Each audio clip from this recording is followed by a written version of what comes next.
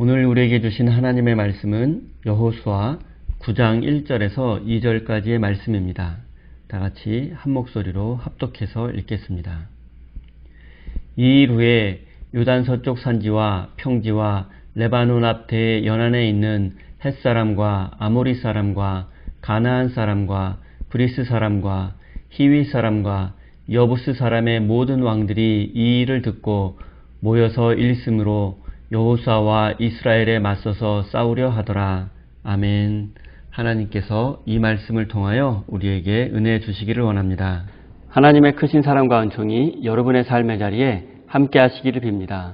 오늘은 기브온과 이스라엘의 상호 방위 조약이라는 제목으로 함께 하나님의 말씀을 나누도록 하겠습니다. 여러분 혹시 상호 방위 조약이라는 말을 들어보셨습니까? 대표적으로 우리가 잘 알고 있는 조약은 바로 한미 상호 방위 조약입니다. 이 조약은 한국 전쟁이 끝난 후 1953년에 한국과 미국 정부에 의해서 체결되었습니다. 중요한 내용은 말 그대로 두 나라가 서로의 국가 방위를 도와준다는 것입니다. 만약 우리나라에 전쟁이 발발하게 된다면 미국이 우리와 함께 싸워준다는 것이고, 또 반대로 미국의 전쟁이 발발하게 된다면 우리도 군대를 파병해서 미국을 위해서 싸워준다는 것입니다. 그리고 오늘 본문 말씀에 보면 가나안 도시국가 중에서 비교적 강한 기브온 족속이 이스라엘과 상호 방위 조약을 맺는 과정이 기록되어 있습니다. 그 배경과 내용을 살펴보도록 하겠습니다. 이스라엘 군대는 요단강을 건넜고 여리고성을 정복했고, 그리고 바로 얼마 전에 아이성까지 정복했습니다. 광야에서 떠돌던 보잘것없던 민족이 요단강을 건너는 기적을 이루어냈고 거대한 성 여리고를 정복했으며 아이성마저 정복하게 된 것입니다. 쉽게 말씀드리면 이스라엘 백성들은 지리적으로 가나안 지역의 한가운데 중앙부를 모두 점령한 것입니다. 그리고 이제 이스라엘 군대는 가나안의 북쪽과 남쪽 어느 지역이라도 공격할 수 있게 되었습니다. 가나안 지역에는 7개의 큰 부족이 있었고, 그리고 각 부족마다 여러 족속으로 나뉘어져 있었습니다. 그리고 각 족속들이 성을 짓고 도시국가를 이루며 살고 있었습니다. 당시 수십 개가 넘는 도시국가들이 있었으며 가나안 지역 전체를 다스리는 나라는 없었습니다. 그런데 이런 지역에 갑자기 이스라엘이라는 족속이 등장해서 가나안 중앙 지역을 모두 점령해 버린 것입니다. 그래서 가나안 지역의 대표적인 부족들의 왕들이 모여서 함께 이스라엘에 대항해서 싸우기로 결정했습니다. 가나안 7부족은 연합군을 결성하기로 한 것입니다. 그런데 가나안 부족에서 이탈자가 나왔습니다. 모든 부족들이 이스라엘에 대항해서 싸우기로 했지만 히위 부족 중에 기브온 족속이 있었는데 그들은 싸우기보다는 이스라엘에 항복하는 것이 낫다고 생각했습니다. 기브온 족속은 히위 부족 중에서도 대표적인 족속이었고 여러 도시국가를 거느리고 있는 강력한 족속이었습니다. 그런데 그들이 가나안 부족들을 배신하고 이스라엘에 항복하기로 결정한 것입니다. 이스라엘 백성들이 처음 요단강을 건넜을 때만 하더라도 가나안 사람들은 이스라엘을 우습게 보았습니다. 하지만 이스라엘은 여리고성과 아이성을 차례로 무찔렀습니다. 한 번의 작은 실패가 있기는 했지만 이스라엘은 가나안 도시국가들을 대상으로 압도적인 승리를 거두게 되었고, 이 소식은 곧 가나안 전 지역으로 퍼져나가게 되었습니다. 이제 항복을 결정한 기브온 사람들의 입장에서 생각해 보겠습니다. 기브온 사람들은 결코 힘이 없고 약한 존재가 아니었습니다. 가나안 지역에서 가장 용맹한 부족 중에 하나였으며 여러 도시국가를 거느리고 있었고 가나안 지역에서는 커다란 세력을 이루고 있었습니다. 하지만 그들은 여러 자료와 정보들을 수집해서 연구한 결과 가나안 연합군이 결코 이스라엘과 싸워서 승리할 수 없을 것이라고 결론을 내렸습니다. 게다가 이스라엘의 전쟁 방식을 연구해 보니 너무나 무자비해 보였습니다. 이스라엘의 전쟁 방식을 보통 진멸전쟁, 헤렘이라고 부릅니다. 상대방을 전부 죽이고 완전히 멸망시키는 방식입니다. 가나안 사람들의 입장에서 보기에 이스라엘은 너무나 강력한 만큼 잔인해 보이기도 한 것입니다. 기브온 사람들은 이스라엘과의 전쟁에서 승리할 수 없다고 생각했고, 만약 싸우다가 패배한다면 이스라엘 군대에 의해서 여리고성과 아이성처럼 전멸당할 수도 있다고 생각했습니다. 그리고 전쟁을 피할 수 있는 유일한 방법은 바로 항복하는 것이라고 생각한 것입니다. 그러나 자신들이 지금까지 입수한 정보에 의하면 자신들이 항복을 해도 이스라엘이 받아주지 않을 가능성이 높았습니다. 기브온 사람들은 이스라엘에 대해서 많은 자료를 수집하고 철저하게 연구하고 분석했습니다. 그래서 이스라엘이 섬기는 하나님께서 가나안 사람들과 어떠한 조약도 맺지 말라고 하신 것을 알고 있었습니다. 실제로 신명기서에 보면 여러 곳에서 가나안 사람들과 언약을 맺지 말라는 내용이 기록되어 있습니다. 왜냐하면 가나안 사람들과 언약을 맺고 함께 살아가다 보면 가나안 사람들이 섬기는 우상을 섬기게 되고 또 가나안 사람들의 죄가 이스라엘에 전염되는 것을 막기 위해서였습니다. 기브온 사람들이 이스라엘에 대한 자료를 조사하고 연구한 결과 정상적인 방법으로는 언약을 맺는 것이 불가능하고 항복해도 받아주지 않을 것이라는 결인 것입니다.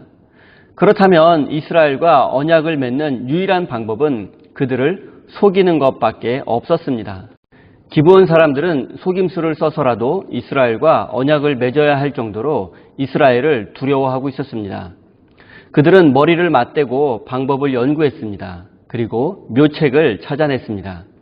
그것은 이스라엘의 하나님이 가나안 사람들과 언약을 맺지 말라고 하셨지만 가나안 지역을 벗어난 곳에 사는 민족들과는 언약을 맺지 말라는 내용이 없다는 것입니다.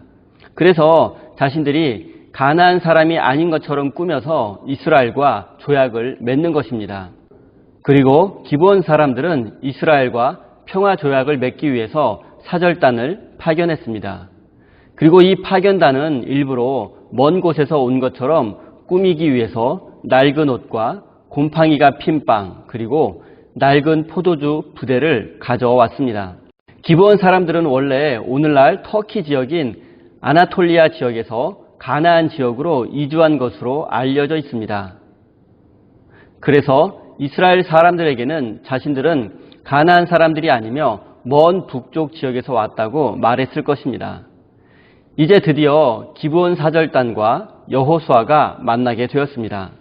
그들은 여호수아에게 인사를 하고 자신들이 온 목적을 이야기하며 자신들과 평화 조약을 맺자고 제안했습니다. 그리고 이 평화 조약은 서로 싸우지 않는 것뿐만 아니라 상대방이 위기에 처했을 때 서로를 구해주는 내용도 포함되어 있었기 때문에 오늘날로 말하면 상호 방위 조약과 같은 것입니다. 여호수아는 처음에 이들을 가나안 사람으로 의심하고 조약을 맺지 않겠다고 말했습니다. 그러자 기브온 사절단은 당신들의 하나님의 이야기를 많이 들었다. 그리고 당신들이 여러 전쟁에서 승리한 것을 잘 알고 있다. 더구나 우리는 가나안 사람도 아니니 우리와 꼭 조약을 맺어달라고 부탁을 했습니다. 그리고 우리는 당신들의 종이라도 되겠으니 반드시 조약을 맺어달라고 간청했습니다. 그러자 여호수아는 하나님께 기도해 보지 않고 그들과 즉시 상호 방위 조약을 체결하고 말았습니다. 그리고 하나님의 이름으로 체결한 조약은 어떠한 경우에도 취소할 수 없었습니다. 그렇기 때문에 이 상호 방위 조약은 반드시 지켜야만 하는 것이었습니다. 그런데 3일이 지난 후에 기브온 사람들의 거짓말이 모두 드러나고 말았습니다. 원래 고대 사회에서는 조약을 맺을 때 서로 상대방의 국가를 방문하고 조약의 내용을 다시 확인하는 관습이 있습니다. 그래서 이스라엘도 사절단을 기브온에 파견한 것입니다. 그런데 뜻밖에도 기브온은 가나안 북쪽 멀리 있는 것이 아니라 얼마 전에 정복했던 아이성으로부터 고작 20마일 정도 떨어진 매우 가까운 거리에 있었습니다. 그러니까 기브온 사람들은 조약을 맺으면 안 되는 가나안 사람들이었던 것입니다. 이 사건으로 인해서 이스라엘의 여론은 둘로 나뉘어졌습니다. 국론이 분열된 것입니다. 많은 백성들이 여호수아를 원망하고 비난하기 시작했습니다. 왜 제대로 알아보지도 않고 그토록 중요한 조약을 맺었느냐 하는 것이었습니다. 이 백성들은 바로 얼마 전까지만 해도 요단강을 건너고 여리고와 아이성을 정복했을 때만 하더라도 여호수아에게 열렬한 지지를 보냈던 사람들이었습니다. 여호수아는 단 한 번의 실수로 인해서 백성들에게 원망과 불평의 대상이 되고 말았습니다. 하지만 여호수아에게는 변명의 여지가 없었습니다. 그가 기브온에 대해서 제대로 정보를 수집하지 않았고 또 하나님의 이름으로 조약을 맺으면서도 하나님께 기도하지도 않았던 것입니다. 이제 여호수아가 왜 그런 실수를 했는지 한번 살펴보도록 하겠습니다. 이스라엘 백성들은 광야에서 40년 동안 정처 없이 떠도는 유목민들이었습니다. 그들은 다른 민족이나 다른 나라 사람들로부터 인정받거나 존중받아 본 경험이 없습니다. 또한 가나안 땅에 들어온 후에도 사방의 적들뿐이었으며 이스라엘의 동맹 부족이나 동맹 국가가 하나도 없었습니다. 게다가 하나님의 명령으로 가나안 사람들과는 조약도 맺을 수가 없었고 친구가 될 수 없었습니다. 이런 상황에서 이스라엘을 인정해주고 함께 하나님을 높이고 자신들의 종이 되겠다며 멀리서 온 기브온 사람들을 외면할 이유가 전혀 없었습니다. 오히려 여호수아는 그래, 우리가 이제는 이 정도로 강해졌구나. 그래, 우리가 이제 이런 대접을 받아도 되지라며 생각하고 스스로를 자랑스러워 했을 것입니다. 하지만 그것이 바로 여호수아의 실수였고 잘못이었습니다. 스스로 만족해하며 자만심에 빠져버린 것입니다. 교만해지고 자만심에 빠진 여호수아는 기브온 사람들에 대해서 좀 더 알아보고 팩트 체크를 해야 했습니다. 고대 사회의 조약은 대부분 자신들이 섬기는 신의 이름으로 맺어졌습니다. 따라서 하나님의 이름으로 맺은 조약은 반드시 하나님께 기도한 후에 결정해야 했습니다. 그러나 자만과 교만에 빠진 여호수아는 결국 실수하고 넘어지게 되었습니다. 기브온 사람들에게 속아 넘어간 것입니다. 그리고 이로 인해서 이스라엘 백성들은 기브온의 약속을 지켜야 한다는 사람들과 거짓말을 했으니 지키지 않아도 된다는 사람들로 나뉘어서 대립하게 되었습니다. 그리고 이 모든 책임은 여호수아에게 있었습니다. 지도자 한 사람의 실수로 인해서 이스라엘은 둘로 나뉘어지게 된 것입니다. 하지만 여호수아는 실수를 반복하지 않았습니다.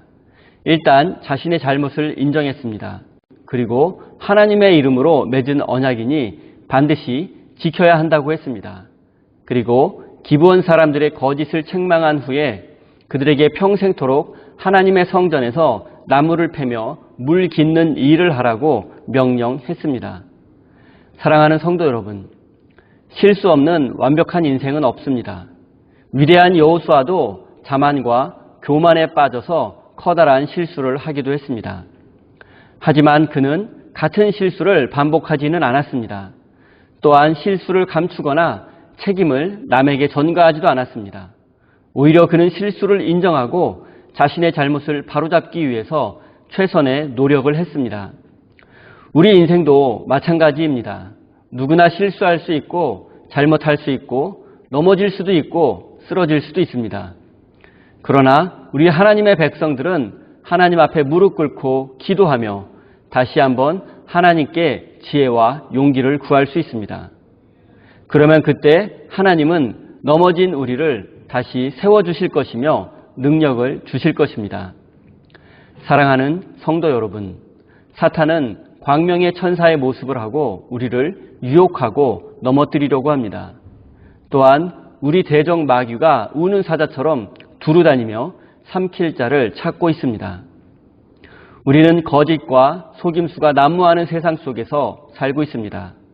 그렇기 때문에 영적으로 깨어 항상 기도하며 하나님의 말씀을 더욱 사모해야 합니다. 사랑하는 우리 세임교회 성도 여러분, 항상 깨어 기도하며 하나님의 말씀을 더욱 사모하시는 복된 인생, 그리고 지켜주시고 보호하시는 하나님의 은혜를 누리는 삶이 되시기를 예수님의 이름으로 축원드립니다.